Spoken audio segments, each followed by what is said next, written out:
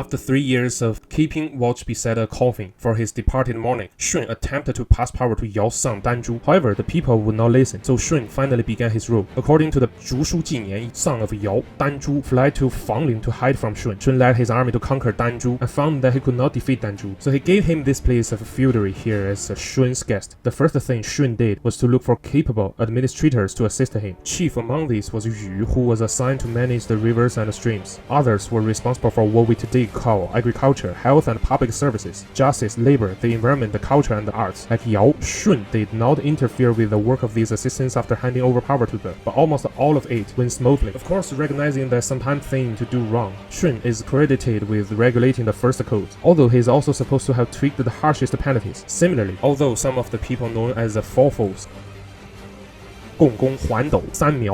rebelled against his rule, Shun simply banished them to the ends of the earth. Shun's anger brought the world into submission. Like Yao, who is said to have died after 100 years reign, Shun reigned for 450 years and was 100 years old. But like Yao, before his death, Shun refused to pass on power to his own son and instead gave it to Yu. And Shun only succeeded to the throne for 14 years before he began to go through the process of abdication to Yu. From the 15th year onwards, one can find everything being handled by the Xia Hou clan of Da Yu, which resembles what the powerful officials of later times who wanted to change the dynasty did and the ecological position they were in. According to the legend, there was a tradition of a decade during the time of Yao and Shun, in which Yao passed on to Shun and Shun passed on to Yu, both of whom passed on the title of Shun to a wise man and not to his son. It is selecting the wise and the capable. 史记五帝本纪, which describes Shun as a wise ruler, found that Shun was good at farming and making pottery, and had the ability to organize and lead, and confirmed that Shun could be entrusted with important responsibilities. So he appointed to be the regent of the government and assisted him, and he gave up his old age and ceded the throne to Shun before his death, instead of passing it on to his incompetent son. Shun refused to accept the offer and took refuge in another place. It was only due to the support of warriors' vessels that Shun returned and succeeded to the throne. When Shun was in his old age, he realized that Yu had done a good job in curing the floods, and followed Yao's example by making Yu the regent of the state and retired to his old age. Before his death, Shun ordered Yu to succeed the throne because of his son's incompetence, and Yu also declined modestly, avoided living in Dingdi, and ascended to the throne under the auspices of all the feudal lords, which is obviously a glorification by later scholars of the Five Emperors era of a peaceful and prosperous time. In the era of Emperor Shun, the Yellow River was flooded and the people were in great distress. A sage named Yu took 13 years to control the Yellow River without entering his house. To show their respect for him, people call him Da Yu, the Great Yu. The Emperor Shun grew old. He abdicated his position as leader to Emperor Yu. This is the Chinese version of the legend of the Great Flood. It is said that the lower reaches of the Yellow River were divided into 9 tributaries, hence the legend that Yu dredged the 9 rivers. The catastrophe started when Emperor Shun banished the rebellious San Miao tribe, but the shifting of the tribes broke the balance of the universe. Thus, a great flood started to sweep the world. Yu's father, Gun, tried to build a dam to stop the flood, but he failed. Shun executed him and left his body on the mountain to calm the people. After that, Yu used the drainage channel to make the flood water flow into the sea, which made people appreciate Yu so much that they even extended their appreciation to his son, Qi, and eventually led to Qi succeeding the throne of Yu. After the great flood receded, Yu explored the central plains and divided them into 9 states. There was also a legend that Yu crossed the threshold of his house 3 times, but he never met his families. During this period, his son Qi was born. This story is really like the propaganda of this age. It's like the typical image of the kind of the man who abandons his family for the sake of his country or public cause. For a leader must be a saint without desire or moral perfection. That is to say, a leader must be a person made of special material. However, the first and foremost relationship among human beings should be the relationship between husband and wife. A person should be most responsible for his own family, and if he cannot even take good care of his family, do you believe that he can take good care of the whole country? There is a wonderful legend about Yu handled the flood.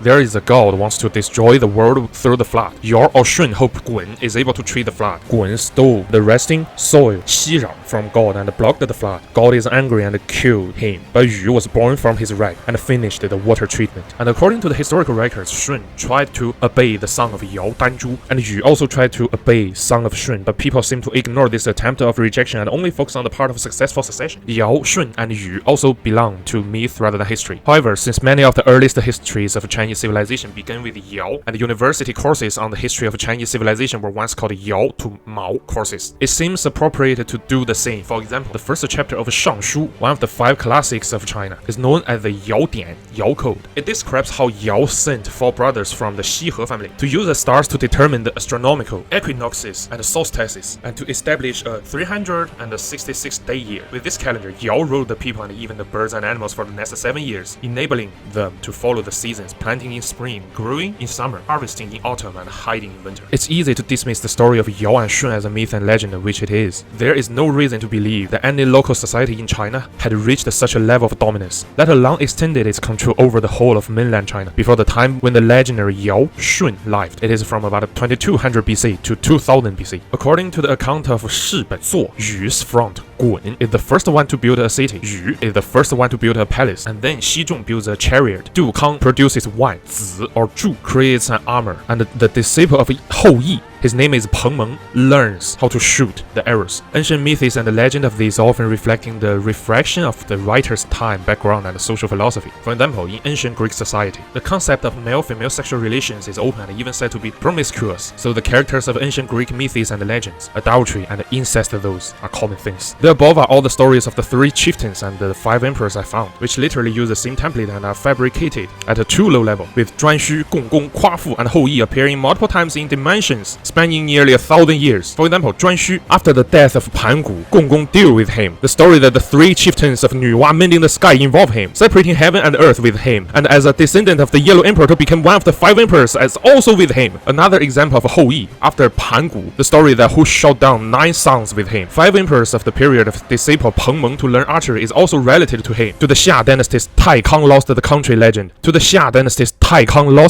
legend. Is also attributed to he rose up to seizure of the throne. And if the story of Hou Yi is true, then he should have lived for about 1,000 years. The story of Shun is one of the most typical templates. He came from a poor family and was treated harshly by his family. But he himself was very virtuous, repaying Jews with kindness, and his reputation spread far and wide, eventually becoming a brilliant ruler and leaving 1,000 years of beauty behind. Shun's background and even the whole storyline is like a replica of Cinderella's fairy tale. Yao, who discovered his talent and virtue, was simply the quotation prince in his Cinderella story. Almost all of the great figures in Chinese history are recorded in 2 ways. Either they came from a poor family like Shun, or they were born with an illusion, such as the appearance of a dragon, or there was some strange sun, moon, clouds, and rays in the sky, or there was some kind of fragrance or violet light in the house, and so on. Such shallow and even insult the intelligent myths and legends have actually been passed down for more than 2,000 years. And as we watch the Chinese people still savoring their traditional culture and gloating about their so-called 5,000 years of history and the great depth of Chinese culture, I cannot help but just be dumbfounded. Chinese people for thousands of years only know to buy the words, but the actual content is shallow and the level is so shitty beyond words. These things can still be handled down for thousands of years. It is enough to prove what a retarded community the Chinese people are.